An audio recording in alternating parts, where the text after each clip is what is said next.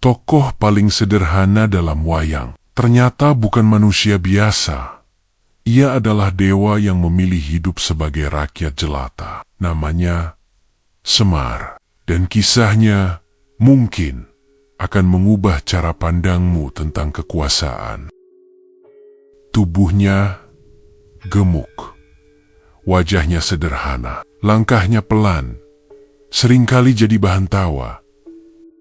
Semar hanya dianggap pelayan, penghibur di balik kisah para satria, namun tak ada yang benar-benar tahu siapa dirinya sebenarnya. Namun Semar bukanlah sosok biasa.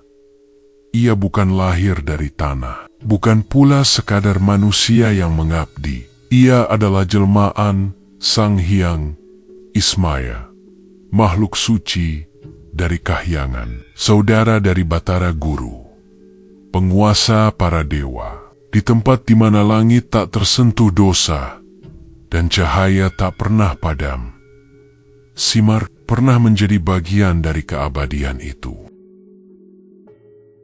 Namun, bahkan Kahyangan tak luput dari bayang-bayang kesombongan. Di antara para dewa, muncul keinginan untuk menjadi yang paling tinggi. Sang Hyang Ismaya dan saudaranya, Batara Guru, terjebak dalam pertarungan yang bukan hanya tentang kekuasaan, tetapi tentang ego. Langit yang dulu damai mulai retak, hingga akhirnya keputusan pun dijatuhkan. Ismaya harus turun ke bumi, bukan sebagai dewa, melainkan sebagai sosok yang dilupakan. Dan pada saat itulah seorang dewa kehilangan segalanya. Di bumi, tak ada yang menyambutnya sebagai dewa. Tak ada singgasana, tak ada pujian. Hanya tanah dan kehidupan yang berjalan tanpa peduli siapa dirinya dulu. Kini, ia adalah Semar, seorang pelayan yang berjalan di belakang para satria. Namun, justru di balik langkah yang sunyi itu, ia menjadi penuntun, bukan dengan kekuatan, melainkan dengan kebijaksanaan. Ia tidak memerintah, ia tidak memaksa, namun kata-katanya menjadi cahaya bagi mereka yang tersesat. Di dunia yang memuja kekuasaan, Semar memilih untuk tidak terlihat. Ia tidak duduk di singgasana, namun para raja mendengarkan kata-katanya. Ia tidak mengangkat senjata, namun mampu meredakan perang dalam hati manusia. Ia bukan siapa-siapa, namun tanpa dirinya, para satria kehilangan arah. Inilah paradoks Semar, yang paling rendah, justru yang paling tinggi. Yang tampak lemah adalah yang paling kuat.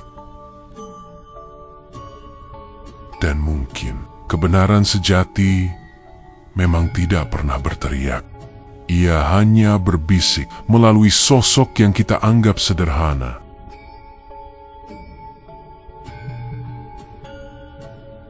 Semar bukan sekadar tokoh dalam cerita. Ia adalah cermin.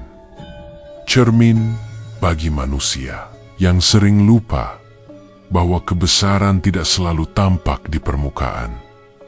Ia tidak mencari kekuasaan, namun justru menjadi sumber arah. Ia tidak ingin dihormati, namun justru paling dihormati. Dan mungkin di dunia yang penuh hiruk-pikuk ini, kita semua sedang kehilangan sesuatu yang sederhana, kerendahan hati.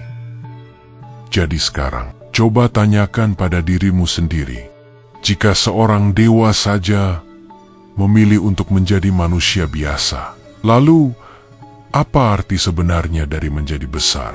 Tuliskan pendapatmu di komentar. Menurutmu, siapa sebenarnya Semar? Dan jika kamu ingin terus menyelami makna tersembunyi dari budaya Nusantara, ikuti Lensa Budaya Indonesia. Karena setiap cerita, selalu punya sisi yang belum terungkap. Kebesaran sejati tidak selalu terlihat. Terkadang, ia bersembunyi dalam kesederhanaan dan hanya bisa dipahami oleh mereka yang mau melihat lebih dalam.